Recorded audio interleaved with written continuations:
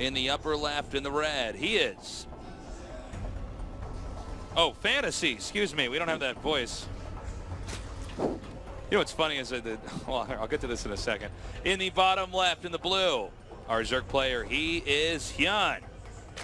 Yep. So you know, we do a lot of overseas events, not just stuff here in Korea, but I'm always getting thrown off when I'm trying to intro, you know, players. When I'm overseas, I forget that we don't have this, you know, this voiceover come on. And then in a moment like this, you know. Indeed. Yeah. This isn't normal. Well, you only get one tiebreaker match a year for BlizzCon. That's right. Well, we'll see how this one ends up going. Iron Fortress, you know, definitely a big open map where Hyun is going to have a lot more success, I think. I agree. You know, that last map, he had a really tough time. Like, Fantasy was abusing various parts of the map over and over, some of these high ground ledges and whatnot. And you know, that's kind of how he got into such a position that even though Hyun started the comeback, couldn't quite finish it. So I'm kind of feeling a Hyun victory here based on what we saw last game. I agree, because I just feel like if Hyun played that well on that map that he doesn't like to play on, what about a map like this, which is much more suited for someone like him? Yeah, indeed.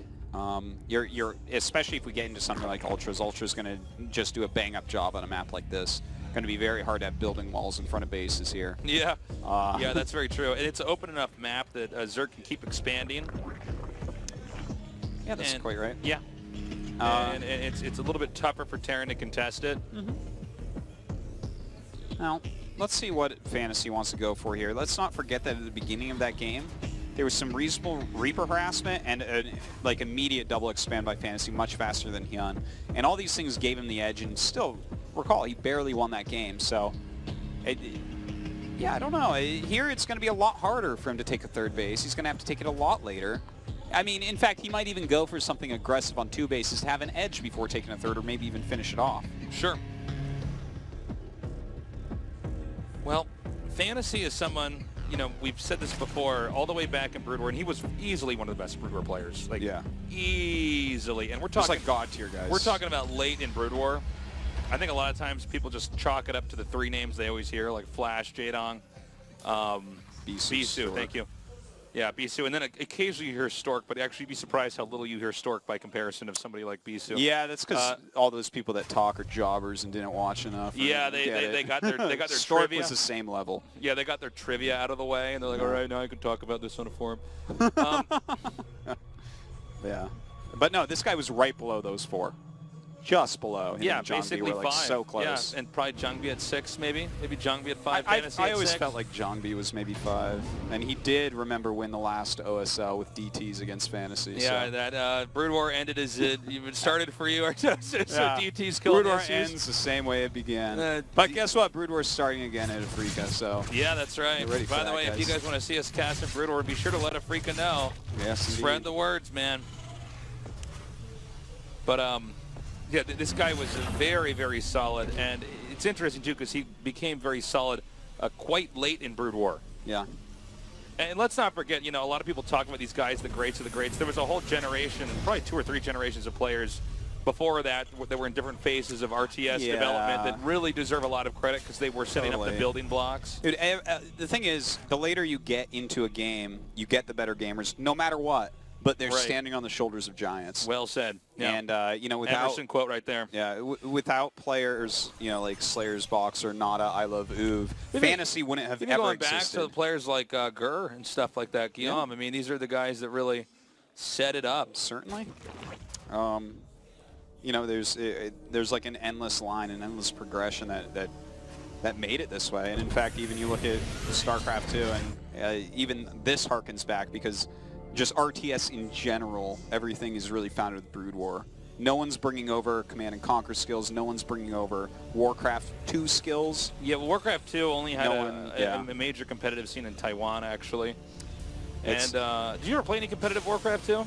No, I only played it for fun. Problem with it was that orcs were just stronger than humans because of bloodlust. So it was just like... They were like the same race. Yeah, so it was all orc versus orc. If you set it to the fast speed, it does go quite fast, but it... It was an interesting game. It was a good RTS game, but it was not comparable to StarCraft. And in fact, competitive Warcraft 2 started going on around the time of StarCraft as well, because that's when they had things like the Warcraft 2 BattleNet Edition coming out, and a variety of other things. So yeah, I mean, really, Brood War was sort of the origin point. All RTS all actual real competitive RTS is based off StarCraft 1. So yeah, maybe even a little bit before Brood War, just StarCraft, but when Brood War came out, that's when it really kicked into high gear. Well, I consider StarCraft 1 to be Brood War. It's like the same thing. Yeah, that's true. Yeah. I'm not talking about vanilla that was out for like a year. Yeah. Because that game is imbalanced. Artos, as you know, if we were to go on BattleNet now, there would be that channel ladder challenges with a bunch of guys that just haven't bothered to buy the expansion pack for that game that's now 16 years old. God, let's hope no one's still in that channel. I bet there's someone still in there. They're probably both hacking against each other too, which makes it even weirder. Yeah. Potts boys are still in there, man, acting like they're the kings. Yeah, man. Ouches is still in there, thinking he's the best player in the world. Oh, my. He's like, I don't know, I don't like lurkers in my game. I'm like, okay, man. Like, so sick. medics are too strong. Well, taking a look here, if you just look at the minimap guys right now, like, yeah, we have some light harassments going on, nothing too crazy anywhere, but looking at the minimap, the Overlord spread and creep spread of Hyun right now is pretty impeccable. He's got really great vision. He's already got that Overlord speed so that he's not just going to lose 100 Overlords to the Viking. But he's got very good vision going. But Fantasy has secured his third base, which is a big thing here for Fantasy. Now, will Hyun do something aggressive? I don't think so. He's getting this quick baneling speed, and I think that that's going to be to crush anything that comes out of Hyun.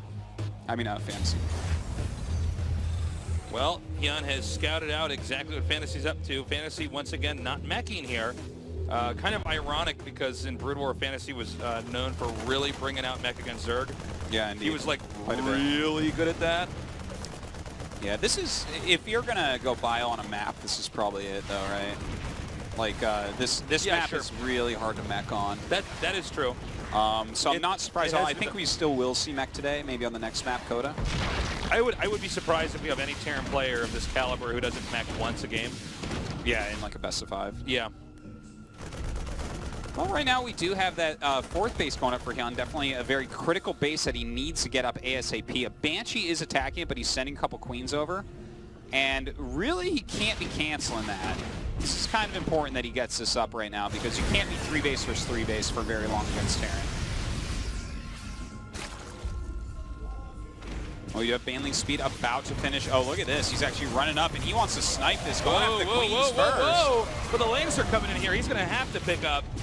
Oh, the killing that Banshee last thing was actually pretty big. By the way, 48 more Lings on the way. Zerg banked up with about 600 gas, and the Spire's about to finish, so he can have about 7 meters coming up here. Oh, this was a great idea here.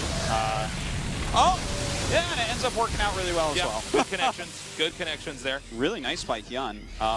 But yeah, he's done a good defense. The fact that he got to kill off a bunch of units and save that fourth base and then do a counterattack seconds You thereafter. know what's so funny really great. is Hyun played that so well that last game that despite him losing, somewhere in the back of my head, I keep saying that he won that game. Oh, okay. You know what I'm talking about? I'm like, wow, you know, he's really keeping alive here. He's got like no bases here. Yeah, so far, very good plays here by both these players. 15 more Banelings coming up here. Looks like we may have a big counterattack coming up from Zerg onto Terran. Well, Fantasy kind of pushing out. He's not going to have enough to do anything too impactful here, I don't think. There's definitely enough Lings and Banes out right now to kill off this. Let's also keep in mind that Hyun got beaten up pretty badly at the start of Game 1. This game is not the case. In fact, Hyun is supply-wise about where he should be. He would like a few more supply notches ahead. Right now, just kind of clearing up this drop. Doesn't want Fantasy coming in anymore. Allow us to Craigasm at the muted micro as the injured mute is pulled away. Whoa! And the creep spread's like all right. We do see Fantasy kind of pushing it in now. This is really kind of the right way to do on this map, in my opinion, is the way he took that center ground, the watchtower, scanned up, took out some creep tumors, backs up, reinforces. I think that that's kind of how you have to do it here. Oh my god, it's so low! Uh-oh, the loneliest Marine in this game. He's got a Widowmine for company. I didn't even see the Widowmine, excuse me. I didn't see the Marine action. I'm like, that's a Widowmine, Tasteless. Uh-oh, Tasteless. Do you even play this game? Oh my god. This is the difference between a Widow Mine and a Marine. We have the medevac coming down now. Kind of a sloppy droppy right there. Sloppy droppy. Yeah. Dropping right over that spore, not moving it. But, you know, Hyun is kind of running around the map right now. He's definitely in control. Coming up here, a lot of Lings and Banes with speed. He does have 2-2. Fantasy only has 2-1. He's about to have 2-2, though. And look at this big flank coming in. And Fantasy going to lose a hell of a lot of units. And coming up now, this expansion in a lot of trouble. These Banelings can connect. They take out a lot of those SCVs. The Muta's still in high count right now. And a decent ground army. This expansion is kind of defunct right now. Hyun did so much damage here that, I mean, Fantasy got slain. This is not a game that Fantasy is going to be winning. Hyun has the best contaminates we've seen in StarCraft 2. Yeah, he uses them way more than pretty much anyone. Pretty impressive because that's an ability that, I mean, it's no joke, man. You are not producing when you've been contaminated. Yeah. A lot of times we see it just sort of randomly occurring and when players are meching or something like that, but I mean, he's... Yeah, you see it on like a Forge or a Robo sometimes, but sure, he's been pretty on top of just plopping it down all over the place. So I think this next attack might wipe out the entire position of this base. Yeah. Now, if Fantasy can hold this really, really well, he's going into 3-3. He's really playing for the late game, so he can come back in that way, but this is a lot of units coming in right now. Here they come, spilling down. Oh my god, attack move command, pretty good. These Marines would have to run all the way into another map to keep hiding from those Banelings. And now the Muta count's just too high. Yeah, the Marines trying to filter up here and do something. With more Lings coming, he absolutely cannot do this right now. Has to run back into this bunker, but then you just turn around and kill all the SCVs at this third base again, and Fantasy's economy is really quite shattered. His army is shattered. Yeah. The only thing he has going for him is he has 3-3 on the way, and that is not anywhere near enough to bring him back. Problem, too, is every time he transfers SCVs to that expansion after he reclaims it, they get killed off again in the next attack. So it's nearly double workers right now for Hyun. And obviously these Mutas are going to go ham on the command center. And this is going to get us down to a 2-base Terran to a, I've lost count of how many bases Zerg has. Pretty much the bottom of the map minus the main in the bottom right. And Hyun does not appear to be stopping here. And I think we're going to be seeing GG very shortly. Yeah, this is, I mean, Fantasy's dead, but we all know about Fantasy GG timing. He'll be saying GG when he feels like it, but Hyun has done so much damage. This isn't something you come back from. He has no chance to do any counter damage. Hyun will just continue to expand, continue to make units and run them in here. And GG.